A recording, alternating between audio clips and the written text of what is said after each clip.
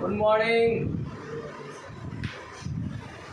Solution chapter में आज हम लोग पढ़ेंगे लॉज ऑफ ऑस्मोटिक प्रेशर। ये जो लॉ है ऑस्मोटिक प्रेशर से रिलेटेड, ये लॉ का रिलेशनशिप सिर्फ सॉल्यूशन से नहीं है। 11th में गैसेस लॉ एक चैप्टर है, वहाँ पर Charles law, Boyle's law, Avogadro law पढ़े हैं। Charles law, Boyle's law, Avogadro law जो है, चार्ल्स लॉ और बॉयल्स लॉ, एवोगाड्रो लॉ है, उसी से कोरिलेटेड ये लॉ, उसी का एक तरह कह सकते हैं पार्ट 2 है। कहता है ना धूम पार्ट 1, धूम पार्ट 2, ये धूम पार्ट 2 है ना। तो हम लोग 11th में पहले पढ़े हैं बॉयल्स लॉ, चार्ल्स लॉ और एवोगाड्रो लॉ, है ना। ये तीनों का यहाँ यूज हो रहा है। तो आप लोगों को याद होगा, हम लोग बोलते हैं सीपीबीटी। चार्ल्स लॉ में प्रेशर कांस्टेंट होता है, अब बॉयल्स लॉ में क्या होता है, टेम्परेचर कांस्टेंट होता है। सीपी एक इक्वेशन होता है P/V/T, है ना। P1 V1/T1, P2 V2/T2, P1 V1/T1 और P2 V2 क्या चीज T2। हम P/V/T इक्वल टू क्या कर देता है, कांस्टेंट। क्या बोल देता है? तो चार्ल्स लॉ में क्या कांस्टेंट है भाई? प्रेशर।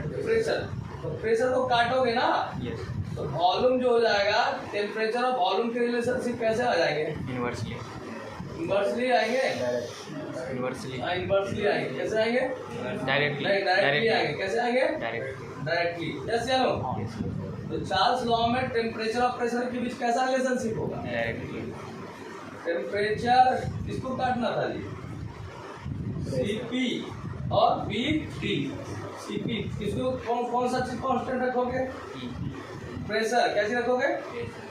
तो आपका प्रेशर कांस्टेंट होगा ना। ये बचा क्या यहाँ पर? V और T।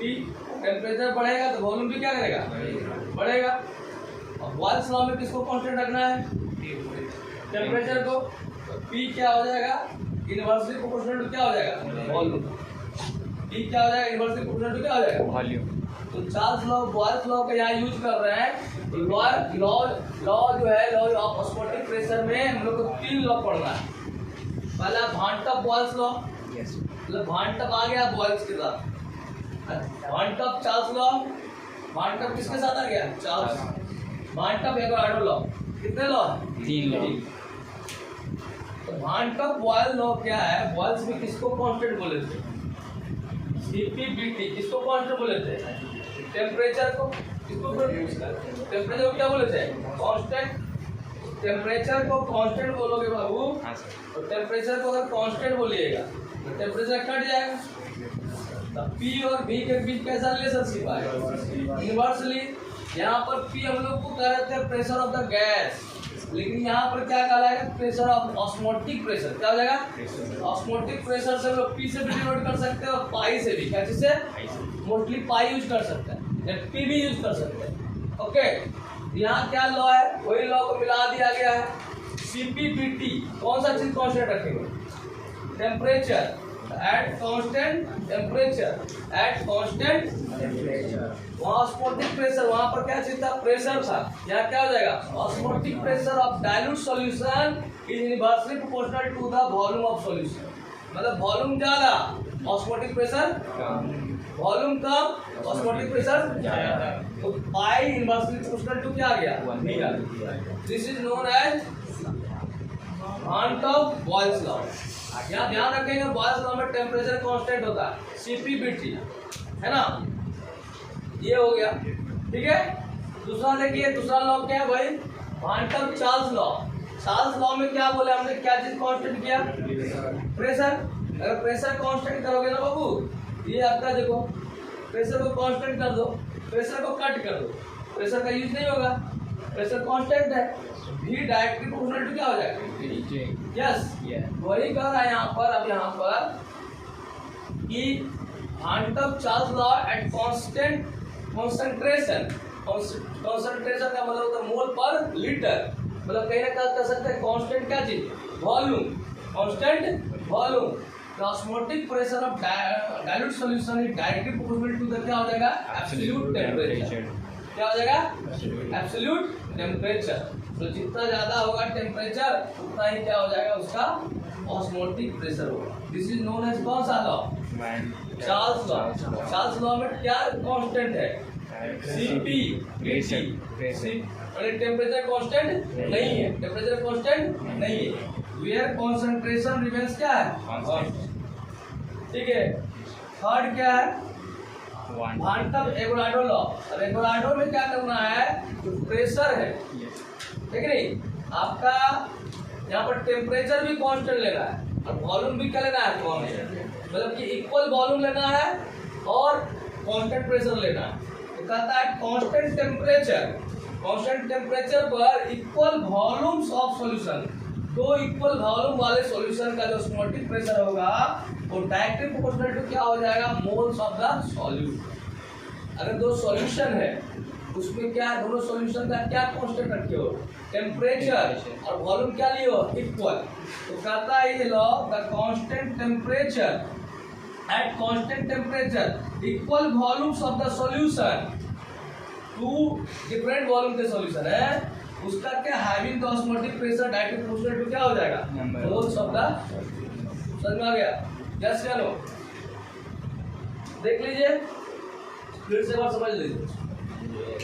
पहला जो था कौन सा लॉ आया बताओ? Boyle's law. बस देख 2 मिनट बस इसको खत्म करना है, इसलिए इसको यहाँ पर पहला कौन सा लॉ आया? Boyle's law. पाई क्या है? पाई डायरेक्टली प्रोपोर्शनल किसके प्रोपोर्शनल है?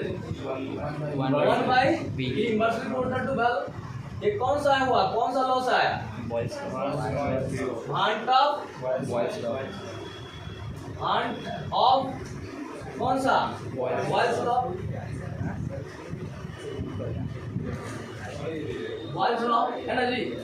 तो दूसरा क्या है? पाई प्रोपोर्शनल टू क्या चीज? टेम्परेचर। इसको क्या कहा? Hunt of Charles law. तीसरा पाई क्या है? डायरेक्टली प्रोपोर्शनल टू क्या है? 1 बाय b एंड क्या हो गया? Hunt of Avogadro law. Yes ना। इसको इक्वेशन 1 मानो। क्या मानो? इसको क्या मानोगे? इसको क्या मानोगे? अब तीनों को क्या कर रहे होगे? डायरेक्टली आप तीनों कंपेयर करो, है ना? फ्रॉम इक्वेशन 1, 2 एंड 3 क्या हो जाएगा बाबू? पाई डायरेक्टली प्रोपोर्शनल टू क्या हो रहा है? 1 बाय b इनटू कितना? t इतना इनटू कितना? अब इसको थोड़ा सा अरेंज करके लिखते हैं। पाई डायरेक्टली प्रोपोर्शनल टू क्या हो जाएगा? n बाय b इनटू कितना? t। यस या नो? और n by v number of moles पर यूनिट सॉल्यूशन जो होता है उसको कॉन्सेंट्रेशन कहते हैं। क्या कहते हैं? मोलरिटी। यहाँ पर कॉन्सेंट्रेशन को c से ही डिनोट कर रहा है। पाई क्या हो गया? डायरेक्टली प्रोपोर्शनल टू क्या हो गया? ct। क्या हो गया? पाई क्या हो गया जी? ct। और इस पर्सनलिटी को हटाने के लिए क्या देते हैं? कांस्टेंट। पाई बराबर क्या होता है? कांस्टेंट। यहाँ r एक कांस्टेंट देते हैं, rct। पाई बराबर क्या हो गया? rct। पाई बराबर क्या हो गया? rct। या आपको तुमको सुनने में उतना अच्छा नहीं लगता है तो लिख सकते हो पाई बराबर crt। पाई बराबर क्या बोलेंगे? crt।